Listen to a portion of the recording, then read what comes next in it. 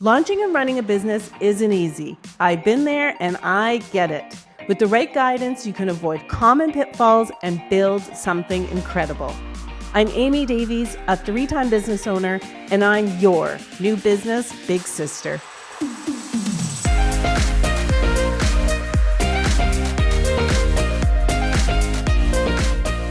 Hello, little bro. Joel, how are ya? Hey, big sis. Well, listen, I wanted to start today for no particular reason. It sort of occurred to me over the last few days how lucky I am to be running this podcast, which is kind of on my bucket list, and having the support of, a lot of really great, successful men, and you are one of them. And I want to say that I really do appreciate you helping me with this. And the fact that, it takes an amazing person to sort of say, you know what, I'm going to donate my time to you, support you, and let you kind of do your thing. And I want to say that I really appreciate that. And I haven't overlooked the last few days how lucky I am to have that and to have the support of, actually a male-led business, Storyfora, also supporting this podcast by sponsoring.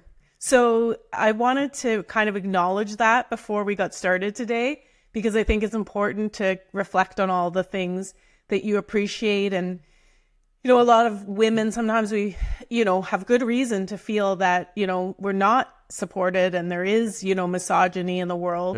But here I am being supported by 3 amazing men. And I want to say thank you before we get going.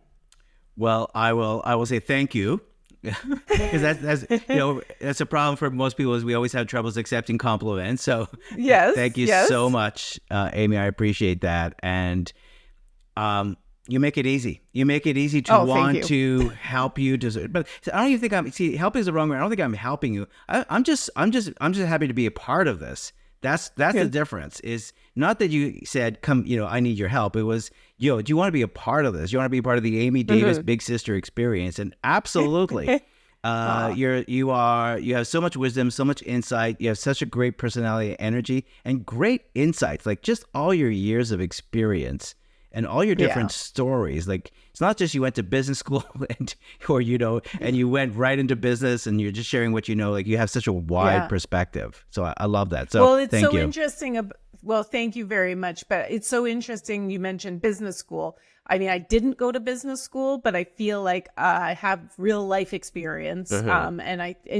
it's something also maybe other entrepreneurs want to reflect on is, lived experience versus experience from schooling. I think they both have their benefits, but because you don't have a business degree doesn't mean you can't start your own business. So with that, I love this topic. It's probably one of my favorites, and I get asked questions about LinkedIn all the time. And so I wanted to focus on LinkedIn for this episode. And I know we're going to go through some questions. And I hope that it helps people and entrepreneurs with building their LinkedIn, because it can be a bit of a mystery to people. And it's certainly been that to me. So I'm going to share what I've learned, and I hope that it helps. Amy, I'm looking forward to this. I do have some questions for you because even though I've been on LinkedIn for years, I think it's like a mystery that you can continue to learn how to best use it, because I think people will feel sometimes results are uneven or for some people where to start.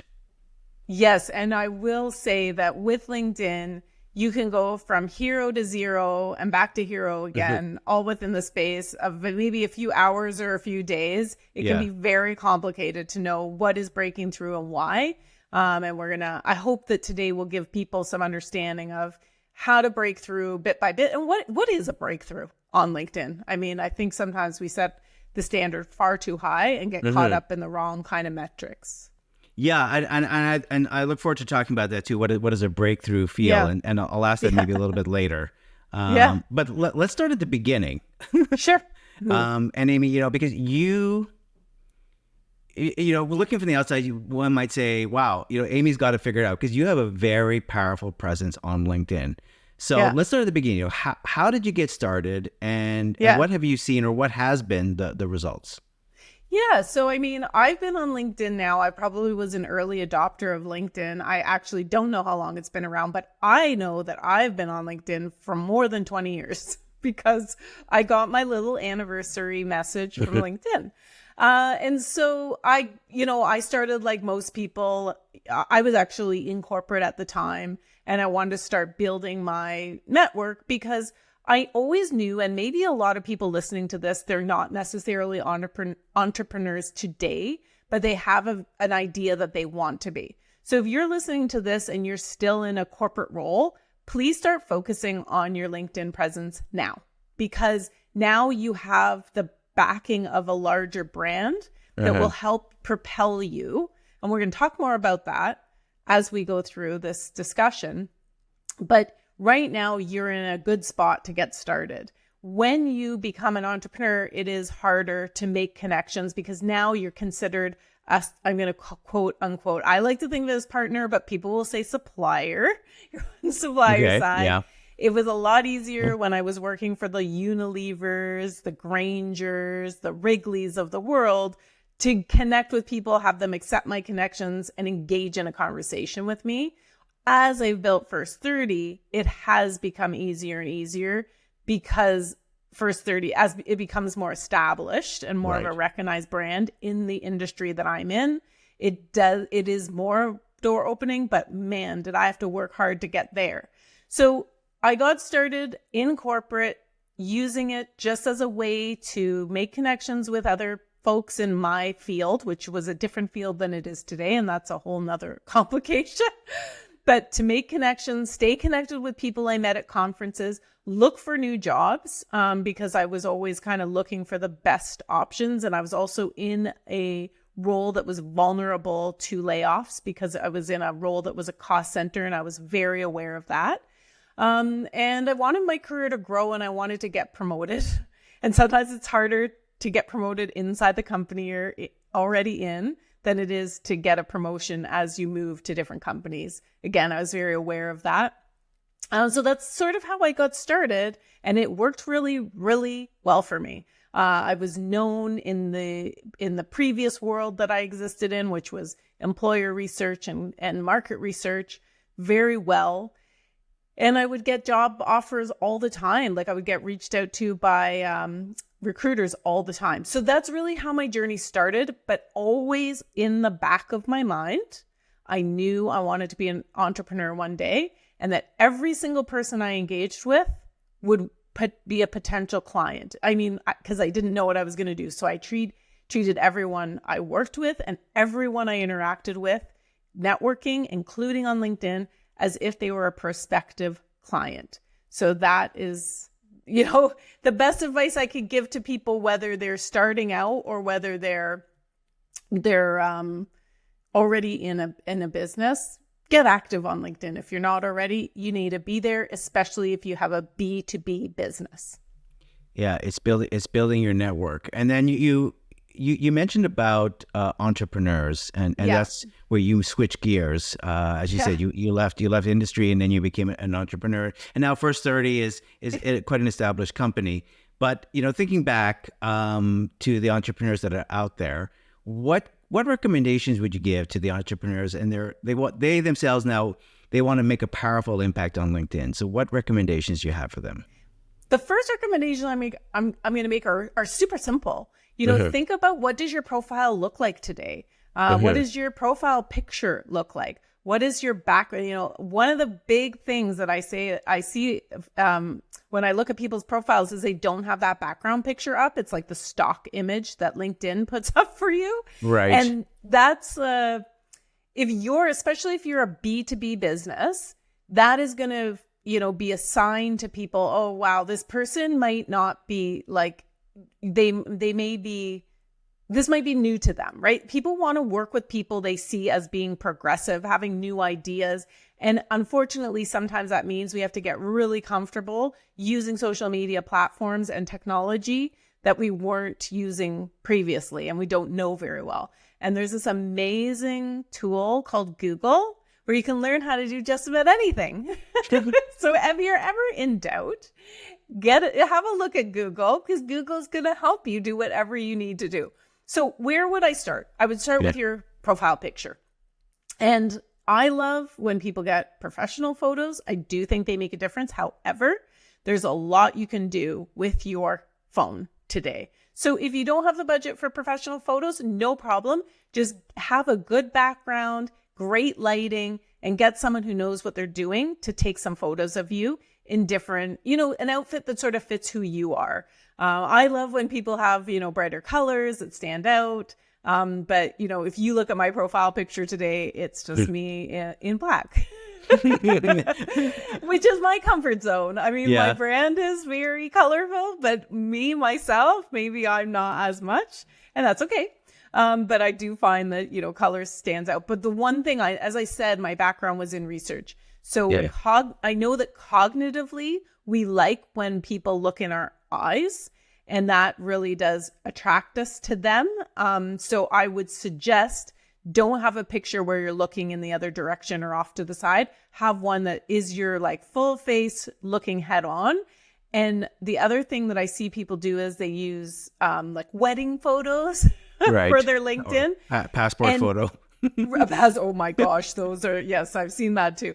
But the issue with that is that, there's a gloss to pictures that are taken at a wedding that you can tell that they're wedding pictures, whether you're wearing a boutonniere or not. So I recommend taking a separate photo, taking a few different ones. The other thing to do is look at other people's profiles and see what do you like? What don't you like? And that might help you understand what to do with your profile once you've seen other people's and sort of give an assessment, and look at your own profile as a third person, as a prospective client. What are you seeing there? And is it the image that you want to be projecting? And I don't think we should always be hard on ourselves, but in this, I would be pretty critical. I'd be open to criticizing yourself and get feedback as well. So definitely the picture of you, the background picture. So the background picture can be another picture that you've taken, or you take from stock images like pexels.com, PEXELS.com. Yes. Yeah. You can download free images that are available for you to use, or you can purchase images if you want to use them, but you shouldn't be using images, especially there, that you haven't. I mean, we could argue that you shouldn't be using any images anywhere that you haven't paid for that are have copyrights. However, that is especially important because you're going to have your background. It's going to be up there all the time, and probably someone will put two and two together, knock on your door, send you a message. So, use a picture that's obviously professional, and your background ties to what you do professionally. For me and my business First 30, I do use the company brand, but it is my company, so I am part of that brand. One thing that I think mistake that people make, especially people who want to become entrepreneurs, Joel, and I'm sure you've seen this before, is they use the background that is their company's background. And that is not your brand, and that can disappear in a heartbeat, right? If that company has layoffs, or if you decide to leave, then you have to go recreate yourself. One of the things that I thought was really powerful for me, and I remember people saying this to me, even though I worked for some of the biggest CPG brands like Unilever or Wrigley, they're like, I never really thought of you as a Wrigley person or a Unilever person. I thought of you as Amy Davies. At the time, it was Insights Amy. Now it's more like HR Amy or something like that. But that's what I thought of you as being. And that's much more powerful for you as you move through your career and go into the world of entrepreneurialism. It really is about creating your personal brand versus being associated with, like you said, like maybe you're working at Unilever. You're not representing Unilever, you're representing your personal brand. Yes. I also like you said about your picture about, that you're all in black in your picture. But at the same time, and I like this, you said this before, is consistency is so important. And if I meet you for a Zoom coffee, or I meet you in person for a real coffee, or any kind of meeting, I'm probably going to see you in black. So there's a consistency to that. That's true. That's true. I hadn't thought of that, but yes. The other thing you want to think about is your summary. Because your summary, that's the person's first impression of who you are after they see your photo, which is going to be amazing. And by the way, current, especially if you're in an age group, maybe like mine, you want to kind of update your photo every few years, because you might start looking differently, and that's totally okay. But again, like you said, Joel, it's nice to meet the person for a Zoom coffee or meet the person in person that you've become connected with on LinkedIn. And if we look totally different from that, it can be like a bit off-putting for somebody at first. So you might want to think about that. So I usually update my LinkedIn picture every 3 years or so. But then actually, after I've updated it, I leave the same picture up there for those full 3 years. Because again, consistency, right? And consistency breeds trust. So the other thing we want to do is make sure that we have something that speaks to people in our profile. And I'm not going to go into too much detail today about what that is. I personally like when people speak in the first person about themselves, because we know you've written it. So it is nice when it's in the first person. Tells me a little bit about you and not just selling your services. And I think that's the mistake some entrepreneurs make. It's all about their services. Yep, there's a little bit about First 30 in my write-up for sure. But it's also a bit about me. And I do like when I can get to know someone just a little bit on their profile. And of course, you don't want to have any typos or anything like that. That is the beauty of AI. You can put your content into ChatGPT. You can get it refined, or you can you can do a grammar check on ChatGPT. If you say just grammar, check the spelling and grammar, that is really important. I've even seen really bad typos, Joel, in people's headlines. So it takes 2 minutes. Good point. Yeah. I'm probably going to speak about this again and again, but when we first engage with a new stimulus, whether it's a new restaurant or employer or a new person, we're cognitively highly receptive. And that's a rapid learning experience that we're going through. And that's helped us survive for years and years and years, and it's not going to change. So when we have people interact with us for the first time on LinkedIn by looking at our profile, we want to make sure that we're imprinting positively. And because from there, people build what's called a belief system. And once that belief system is established, it can be very difficult, if not impossible, to change. And that's why even something super small like a typo can have a much larger impact on our overall brand than we may realize initially. Because if someone sees one typo and then they see another typo, I'm not sure I trust this person with my business, right? Because they're sloppy. And so that is why these types of things are so important. I always love your theory on the first impression, that imprinting belief. That what we see at the beginning, those first few seconds, makes a huge difference and affects us. And no matter what happens after that, we might sort of forgive because it was our first impression was so strong. And the same thing as you said, if there's a typo or a bad photo, the first impression, no matter what happens after that, they still go back to that first impression that's imprinted. That's right. It's really hard to let that go. And so that's why just taking that little bit of extra time to make sure everything is polished and go back to it. I actually went back to my LinkedIn profile not long ago because I hadn't updated it for a while. And I thought, oh, you know what? I could add a few things. And, now that we're doing this podcast, I should probably update it again. So you have to keep thinking like things will change. And we often sort of have our LinkedIn profile sitting there and we don't think, oh, how can I nurture this profile as well? So, all right. So we're using LinkedIn to build our network. We've created our amazing profile. We've got a great photo. Yeah. I'm an entrepreneur. And so how can entrepreneurs use LinkedIn now to attract prospects? Yeah. So another area of your profile, there's so many ways, and we probably won't get into all of them today, but I'm going to get into a few key areas. So one is we have our featured content, right? That's an underutilized area of the LinkedIn profile. And what it does, you can put up, for you, Joel, you've done a lot of great presentations and great training, and you have fantastic videos from that. You could link those into your featured content that stays there. And it's another thing that I see of yours. Do you have featured content on your? I do. Yes. Yeah. Yes, I figured you would. I'm sorry. I should have looked at your LinkedIn profile. That's okay. I could have critiqued your LinkedIn profile. You could have just been sitting here.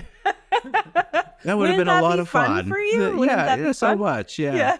You have a great, like, I obviously have visited your LinkedIn profile. I can't remember all the details, but you have a wonderful profile picture that is very, like it will make people want to get to know you better. So that's, if you want, go look at Joel's LinkedIn profile, because you have a really good example of that up there. So, no, thank you. Yeah, well done.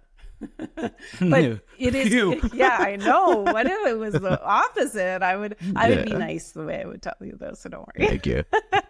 So the other thing, so you can put up featured content. So I would utilize that resource. But there are so many ways to use LinkedIn to attract prospects. And I think that what I see is, and I'm sure we've all experienced this, is people take a very narrow view to how LinkedIn can be used to prospect. And that is by sending you something my friend Leslie Hughes of Punch Media calls the pitch slap, right? The minute that you connect with someone, they might immediately send you a message like, hey, here's some information about my podcast or the services that I offer, and want to have a call. And it's like, I don't even know you yet, right? So you have to think about, like, how do I get people to know me a bit on LinkedIn before I start selling my services? And I think this goes back to one of our previous episodes, Joel, where we talked about your financial runway and understanding that it may take 18 months, 2 years to get your first client or to start actually making money from your business, which is a scary. Right. And you said it was like a big sister number, but it is true. Yeah. So we think that it can be as simple as, I'm going to connect with Joel, and then as soon as he connects with me, I'm going to send him information about my services. I know that he's in the field of, like, where my prospects kind of exist. So he's going to want to do business with me, or he's going to agree to meet with me. Unfortunately, that is not the way it happens. And in fact, we talked about imprinting. That could be a really bad first impression you're giving someone by reaching out to them as soon as they connect with you. I mean, it's like dating. It's like, oh, I know, yeah. It's like you're already saying, let's go on vacation. That's such a great way to look at it. Yeah, so that it's just like too much too soon. That's how I think of it. And if you have a strong LinkedIn presence, you are giving someone the opportunity to get to know you a little bit, get to know your services a little bit. The other thing that I've seen that I feel like doesn't help people is if you send me a connection request, Joel, and you say, oh, hi, Amy, we have some mutual connections. This is what I do. Would love to have a chat with you about it. And then as soon as I connect with you, now I have work to do, right? Now you've given me a job. So now I'm going to be less likely to connect with you, because the minute I push connect, that message is going to be in my inbox, and you're going to know that I read that message. So think about the message that you're sending. So I'm telling you all the things maybe that don't work, just because they're on the top of my mind. And I'm so, as a big sister, I don't want to see you make mistakes. Yeah. But have you seen anything, Joel? Like, what have you seen that sort of either not appealed? Because I'm going to talk afterwards about what does appeal, that's not appealed to me, or not appealed to you, or has appealed to you.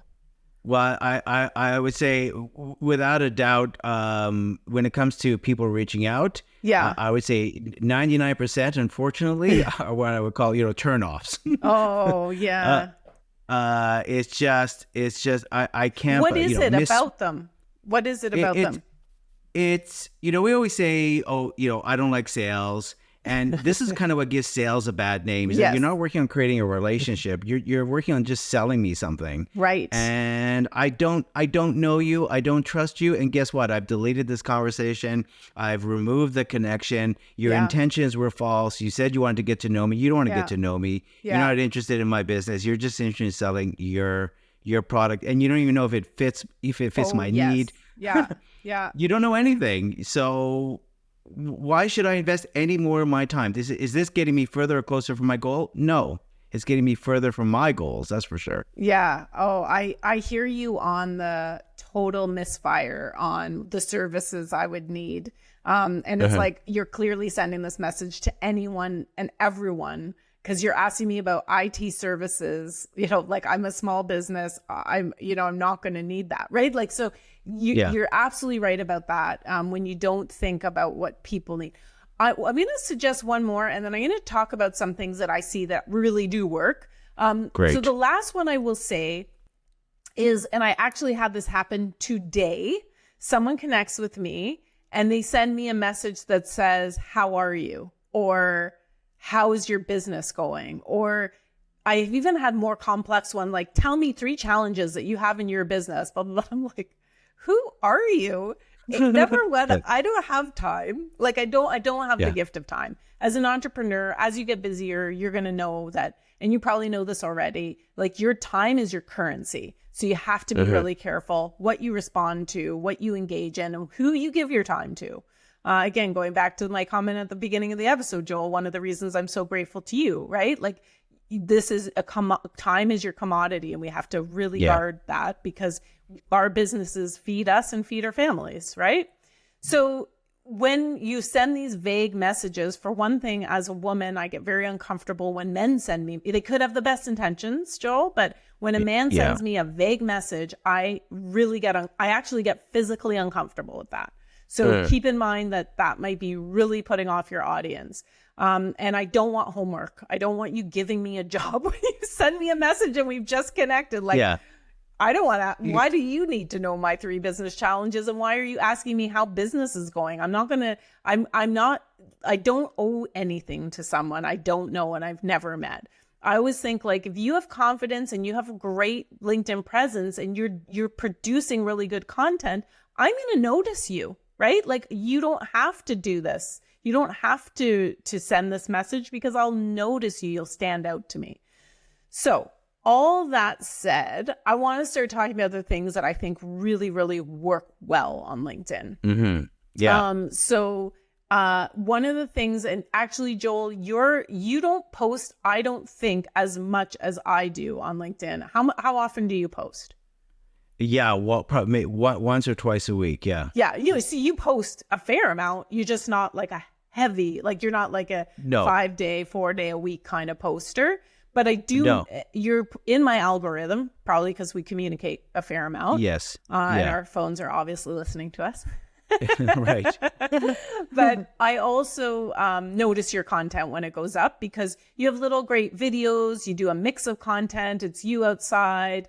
I know that you're really athletic, and you go outside, and you're in the city, and like, it's really cool and it stands out, and I remember it and I remember it now.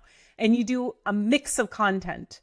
You're not just posting constant video reels or constant photos. You do kind of like a little bit of a mix. One, it's a selfie. Another one will be a montage of pictures. Another one will be a video from a training session that you're doing. So you're really good at the variety. One thing I don't notice as much with you is, and this works really well and leads to kind of my next point, but I don't see a lot from you in just the long form written content.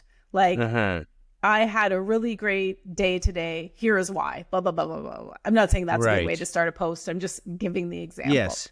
Yeah. I haven't seen that. A narrative. Right. A narrative. So LinkedIn tends to like when we post variety. LinkedIn likes us when we post a lot.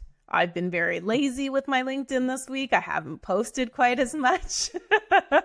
So, next week, LinkedIn might not like me as much. And, that's okay. That happens. We get busy with our businesses. There are ways you can hire people to help you with that too.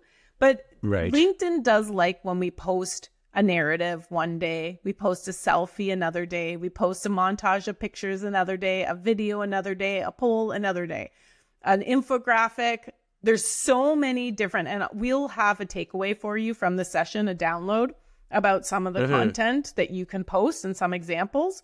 So, please feel free to grab that from the show notes. But if you post a variety of content, LinkedIn really likes that. And if you keep posting, like I see someone posting that I know, like posting the same thing over and over and it's not resonating, maybe try something else, right? It's obvious, like don't keep doing the same thing if it's not working. But also don't get discouraged. It's all an experiment. Put things out there, see what resonates, and then decide what you're going to do from there. Because things change, right? All the time with these algorithms. Yes. So that is, and you want to think first and foremost about who your audience is and what they might appreciate seeing, right? So I work in the HR space. We're in onboarding, employee onboarding, and we help companies when they lay off employees. We have a program where we help them recover from the job loss and get back to work. Now, people don't want to hear about layoffs all the time. Newsflash. I learned that the hard way, and that's okay. I learned it, right? That was the content that I was constantly posting about that was not resonating. So what do I do instead? Well, the same people who buy the services that I have available are the same people who are interested in succession planning. They're the same people that are interested in employment law. So I bring into my network amazing people like Nina Gupta from Gowling WLG. We run a webinar series together called Coffee and Law Q&A. I bring in Sherry Angle, who's an expert in employee engagement and employee engagement research and succession planning, as well as Peter Domingos, who's run Succession HR. I bring all these people into my network and I start having sessions with them. I start posting content about workplace well-being and succession planning and all the things that my network is interested in. Those aren't my services, but it attracts the same audience. Yes. So the more I post about that, the better I will be at impressing my audience. What I like about that is that you figured out, you speak to the audience and allow them to explore the content. Continue this idea of networking, partnering with different people within the people that are your audience. Yeah. But I also like that you say, and maybe we'll talk about the zeros to breakthroughs, because don't feel discouraged, I think is what you're saying, if you're maybe not getting the traction from your posts. But what I've also seen about LinkedIn is that people may not necessarily like or comment on your post. It doesn't mean they didn't see it. Thank you for mentioning that, Joel. That is such an important point, because we do get stuck on those vanity metrics, don't we? Like how many likes did I get and reactions, how many comments? That is, I guess it can be one indicator, but it's not everything. So make sure that, people might say to you, hey, like I'm just talking to you about a bunch of posts that you put up. I do tend to engage with your posts because I know you and I want to support you. But maybe I didn't react to all of those, but I've seen all of them, right?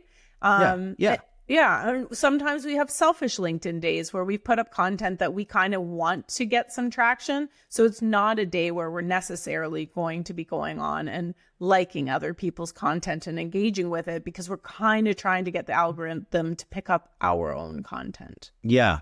Because I've had people say to me, oh, I really like that post about, and it was like, but they didn't like or comment on it, but it still resonated. And sometimes people just don't want to put themselves out in the public to say that they liked it or comment, or they just read it and they kind of forgot about liking it. They saved it. They took a snapshot of it. You're just trying to reach out to the person that is interested in what you are offering. So you don't have to have 1,000 people like your post. What you have to have is the right person like your post. Exactly, and the right content. And if you write a really good post, you can also put that up in your featured content. Like I've had some really fun posts. They weren't salesy at all. They were just super fun. One of them were like Ted Lasso's lessons on leadership. That one got it. Yeah. And then there was another one where I spilled a beer on a stranger at a Guns N' Roses concert and sort of what I did next. because they were really, it was a total accident, which was out of my control. Someone actually bumped my arm, which then propelled it forward, and my beer spilt on the person in front of me. But I was able to really turn that negative situation into a super positive one. And so I shared that on LinkedIn. I also shared a really personal story about a decade ago. I was a victim of a stalker, and my HR department did everything right. And my audience is HR, so I wasn't talking about this. I wanted to drive some awareness. I had all my facts. It was Stalker Awareness Month. And I shared what my HR department did right. So that achieves a few things, right? It helps HR folks understand what they might do to help an employee, because it's a far more common than we think, and might help people. It's also good to because I have this great audience, right? I was able to share something very personal, but also able to drive awareness. So it was a good thing all around. And I think that post got about 1,000 reactions or something. I remember that. That was something that was very impactful. And going back to your advice to me, which was telling a narrative. Yes. You became much more human, and you created an enormous amount of trust and courage to share that out there. So if I'm a potential client or any kind of potential partnership opportunity, I'm like, I want to be in the Amy Davies business. I want to be with First 30. Like, this is someone who is showing leadership, is showing humility, is showing confidence and courage, and it does. And because you do a great job of mixing up your content. Like you have a quote, and then you got sort of the standardization where you got a picture of you with the quote. Yes.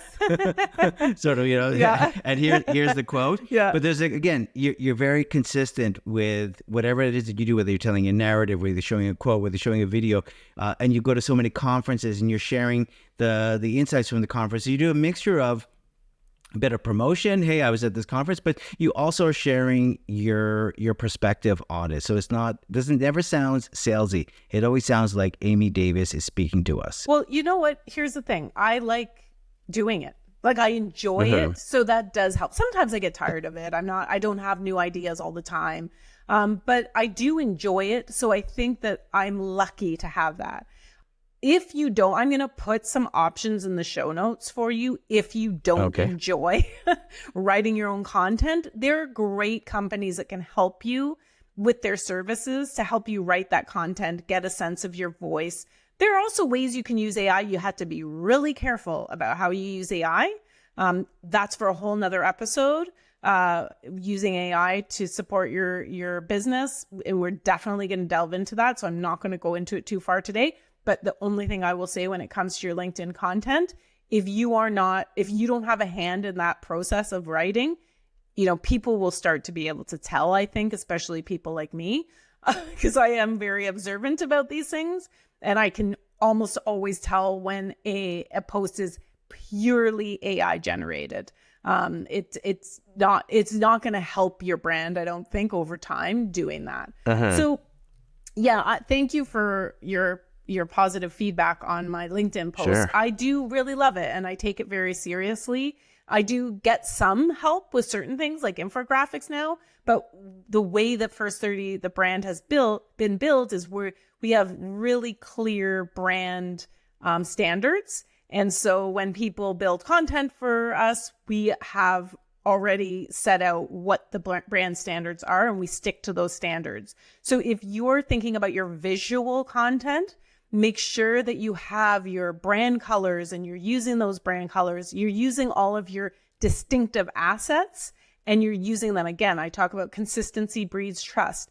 When it comes to branding, that's a really important one. You want to look you want everyone to look at that and know exactly what they're looking at the second they look at your infographic. You want them to know that it's coming from your business and not to be confused with something else that's generic. So that's a whole other episode on branding. But when it comes to your LinkedIn content, you want it to look and feel polished, and you want it to also look and feel like the same kind of presence over and over. My graphics are always different, but you always know it's First 30. I hope the second that you're looking at that graphic.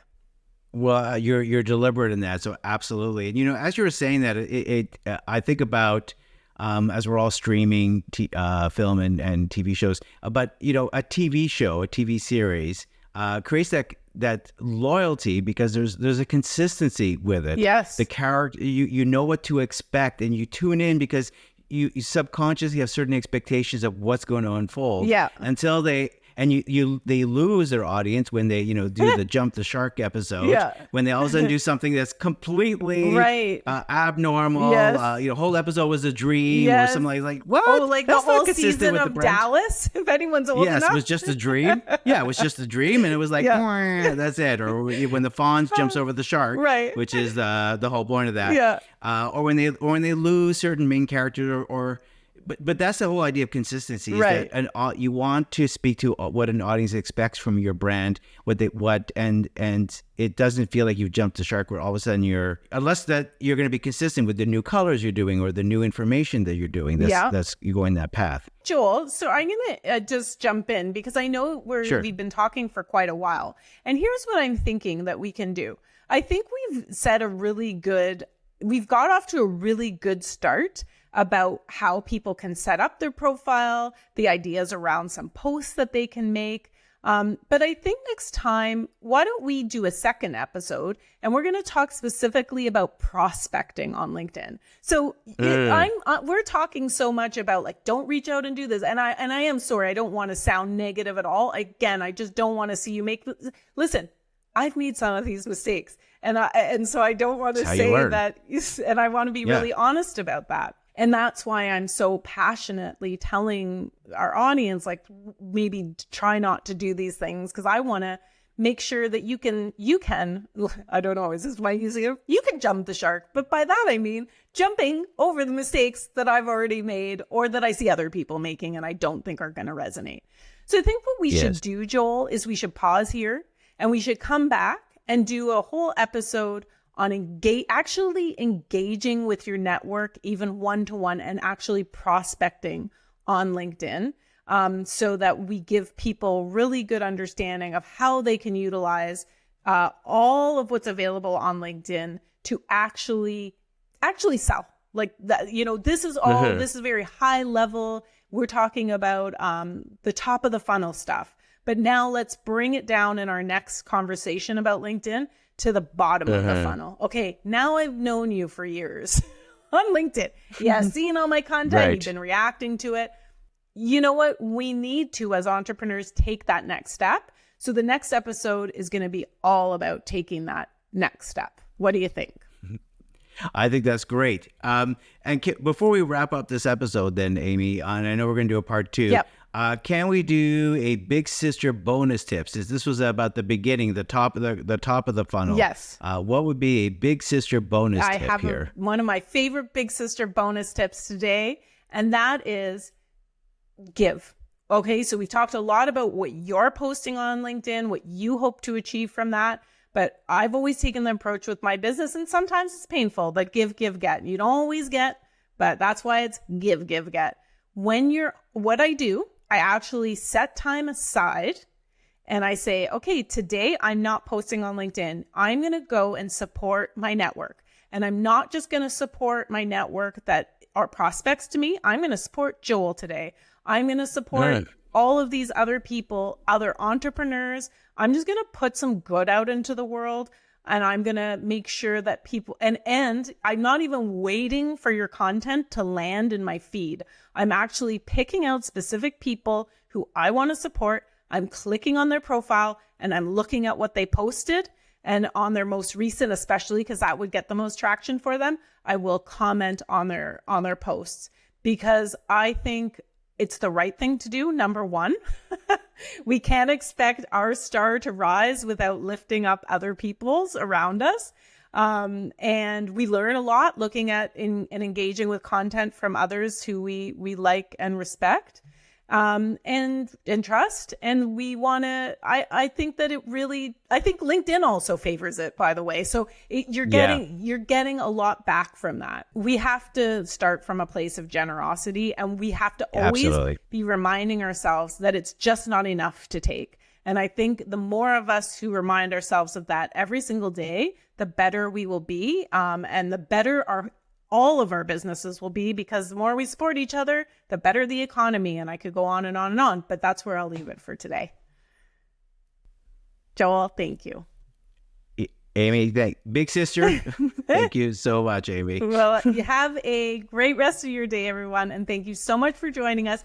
Don't forget to subscribe. You can find me on LinkedIn. What a surprise. Look me up, and also look up Jill. Look up Jill. And look up Joel Silverstone as well. Joel, is there any other ways that you want people to get in touch with you? LinkedIn is the best way, because that's where the conversation starts. Exactly. Yeah. I love it. Okay. Well, everyone, have a great day. Don't forget to subscribe, and thank you so much for joining us.